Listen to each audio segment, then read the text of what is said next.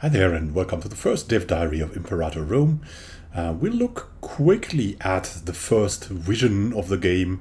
There's tons of interviews out already, but I'd like to make this a development diary series with some Twitter pictures from Johan and Paradox mixed in, and maybe if you give me some links and stuff, I'll also include Reddit and so on. I'm not really actively looking at Reddit, even though I'm on Reddit as well. So, there we go.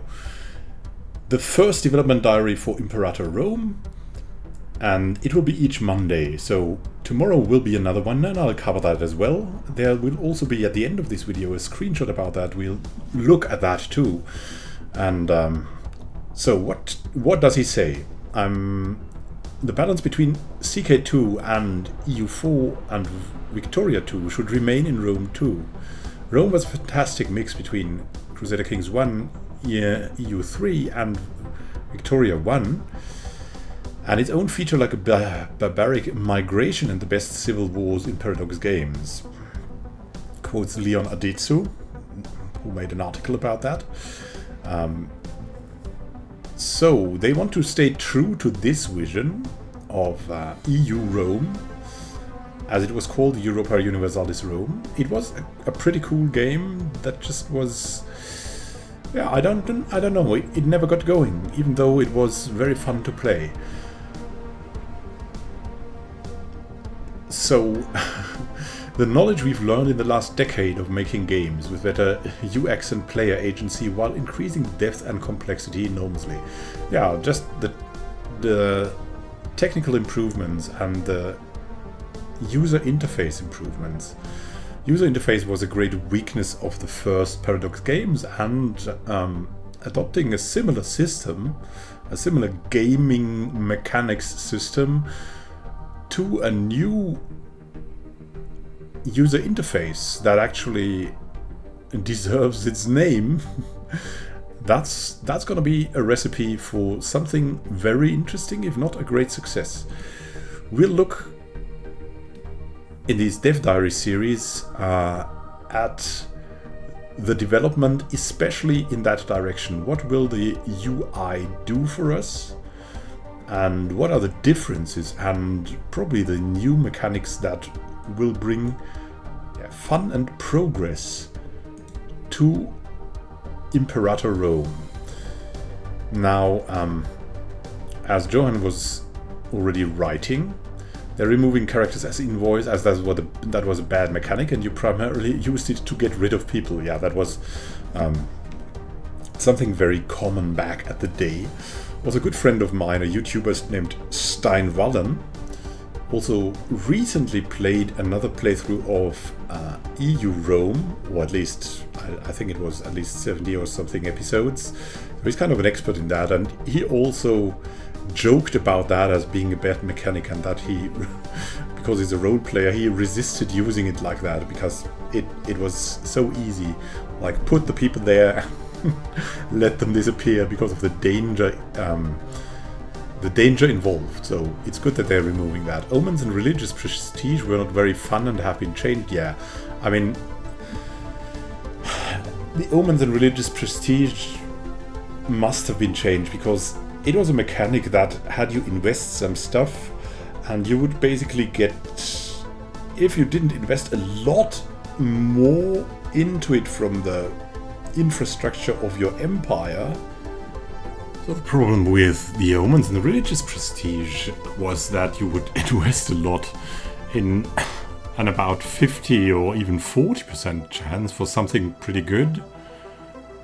But on the other hand, like the 50 or 60% on the other hand was like, it could go wrong, and then you were worse off than before. It was just absolutely not fun, and it was just around the mark of, I'd say, 50% that you would get a positive outcome of this. That was quite irritating. Then trade was lots of micromanagement. This has been reworked for a more interesting and fun mechanic. Yeah, you had to send caravans around like a madman, and that was You had to manually connect all the provinces, all the new provinces, all the time if something changed as well, and that was tiring. And this is, yeah, much more fun. Yeah, a lot of also people I know just didn't use trade at all. It was just like that.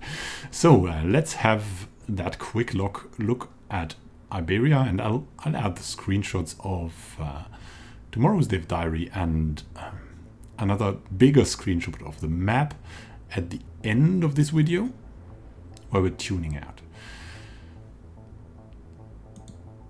So let's see what we have here.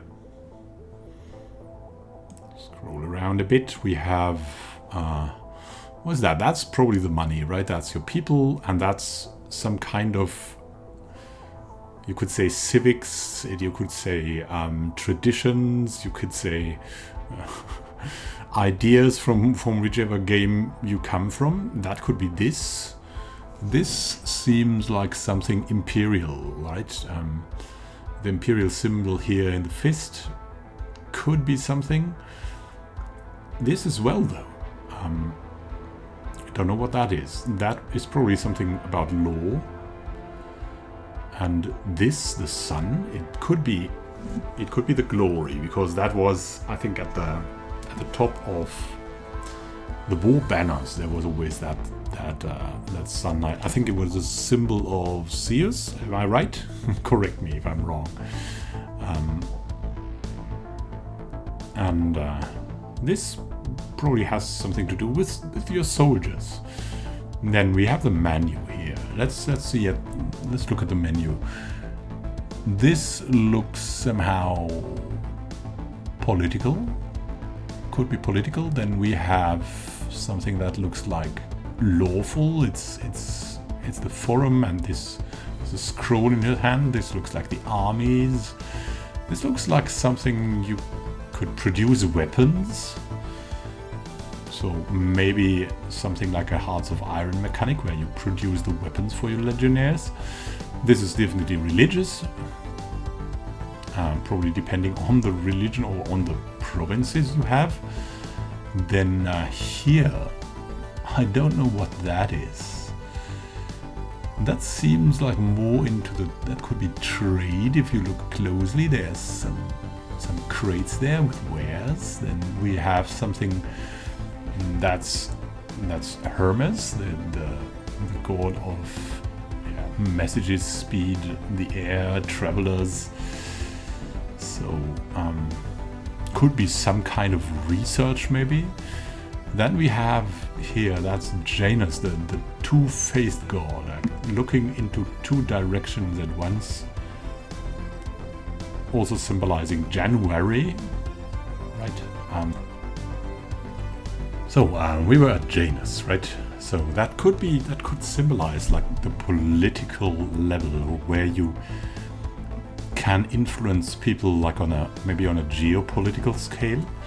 And then that one with the many faces would probably be like your management of your personal people, like who you would send to where, and who would be your legatos, who would be your whatever, different kinds of governors, maybe all kinds of things like that. So, and here you have the platypus soldiers. Well then, see you tomorrow for the Dev Diary number 2. Now in the tune out, there is, as I said, I'm giving you the 2 screenshots, short fade in, fade out, and there's also an interesting interview a friend of mine has made at ParadoxCon. It's in English, even though it's on his German channel, so it is applicable for all of you. I'm just linking it in the tune out of the videos, and along with yeah, the subscribe button and stuff. You know that. Okay, thank you for watching and happy gaming to you. I hope this helps you in following the game. I think it will be very interesting. I'm very interested in that because I love to delve deep into Roman history. I know a little bit of Latin too, so I can translate some stuff on the fly, and yeah, it's just fun to have that around. And we'll see how this goes. Let's hope this becomes a great game. Have a great time until next time, and happy gaming.